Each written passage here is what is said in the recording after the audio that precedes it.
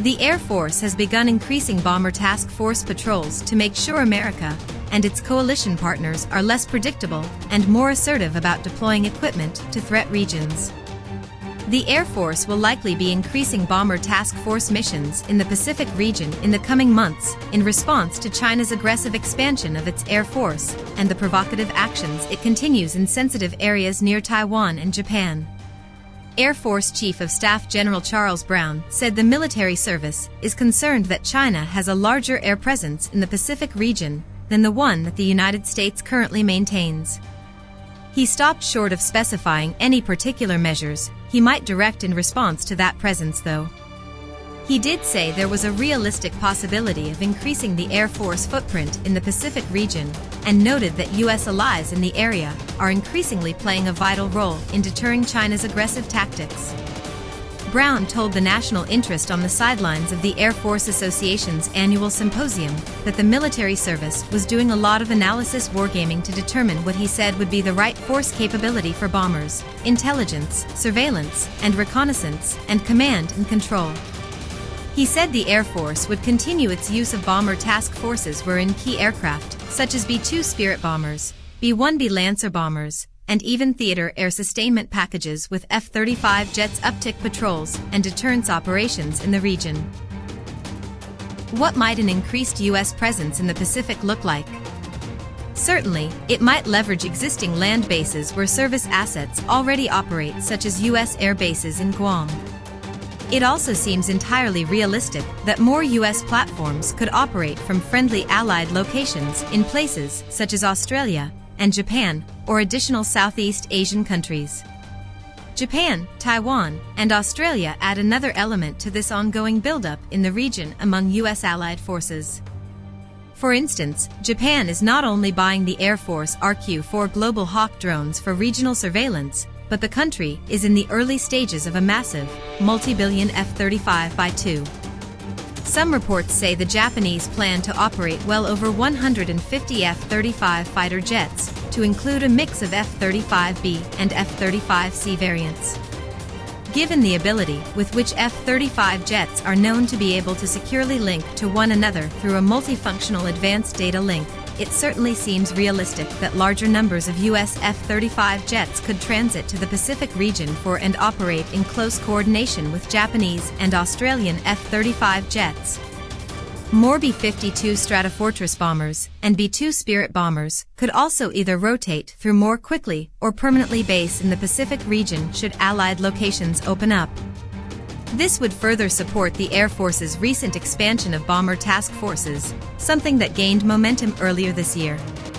The Air Force began increasing bomber task force patrols to make sure the United States and its coalition partners were less predictable and more assertive about deploying equipment to threat regions. Chris Osborne is the defense editor for the National Interest.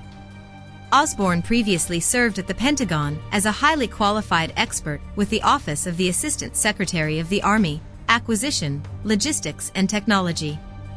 Osborne has also worked as an anchor and on-air military specialist at national TV networks. He has appeared as a guest military expert on Fox News, MSNBC, the Military Channel, and the History Channel. He also has a master's degree in comparative literature from Columbia University.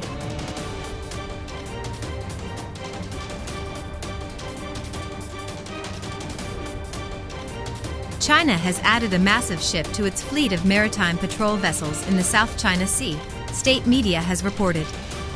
The 560-ton Haishuan 03 was launched on Tuesday and will become the largest ocean patrol ship under the Hainan Maritime Safety Administration, or MSA, the official China news service reported, adding that it would help Hainan authorities enforce jurisdiction independently.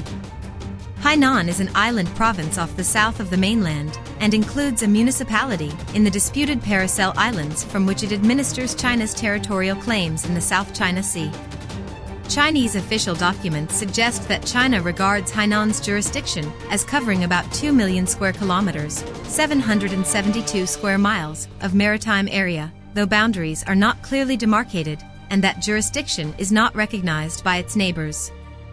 According to news reports, The Haishuan-03 will conduct maritime patrol and law enforcement, search and rescue, emergency coordination and command, and prevention and control of ship pollution in the South China Sea and surrounding waters. China claims historical rights to most of the South China Sea, but its claims are not supported by international law and are widely contested, including its assertion of the right to police disputed seas. Besides the Coast Guard Force, the MSA also has a role in fronting China's maritime sovereignty and rights protection, notes Colin Koh, a research fellow at the S. Rajaratnam School of International Studies in Singapore. If Haishuan-03 is deployed on a regular basis to the Spratlys, for example, it won't be particularly out of the blue since MSA has deployed large patrol vessels before to the area. Koh said the deployment would still contribute toward reinforcing the impression that Beijing exercises jurisdiction in the South China Sea, and it contributes to its narrative also about providing so-called common public goods to mariners in the area.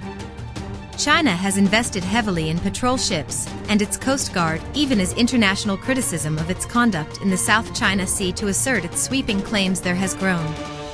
The Haishuan-03 is 128.6 meters long, travels at 20 knots, and has a range of around 10,000 nautical miles. It can also patrol at sea for 60 days without supplies. The ship has a maritime data center equipped with advanced integrated monitoring systems, according to Chinese media. It's also designed with a hangar to carry multiple helicopters. The ship is expected to be officially commissioned in March 2022. China's maritime surveillance fleet, which far exceeds those of its Southeast Asian neighbors, is estimated at more than 300 vessels, but only a handful are above 3,000 tons.